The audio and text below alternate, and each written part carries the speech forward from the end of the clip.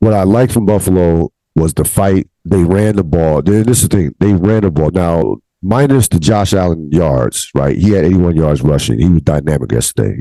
He played like a top 5 quarterback yesterday, without question. Minus his yards, they ran 31 times for 92 yards.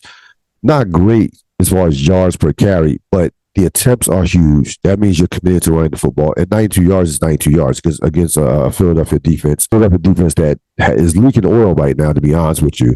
But 92 yards is still 92 yards. It's more about the attempts, physicality that Buffalo had been lacking over the last month, especially offensively. They finally had an identity, and that, to me, when I've seen Buffalo successful offensively, they've had success running the football. They've had outside Josh Allen. That's been a constant.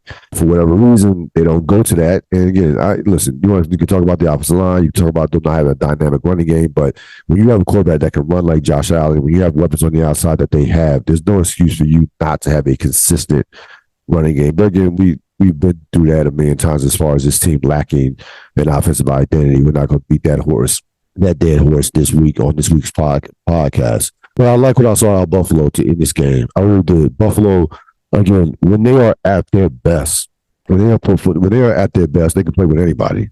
Anybody. The problem is the defense is not what it has been the past couple of years, and they still make way too many mental mistakes. You can't have against the best team in the league. You can't have 10 penalties for 75 yards on the road. That's not good. 10, they basically go close to 100 yards, which is basically like the equivalent of 7 points. But 10 penalties is way too many penalties. It's just too many.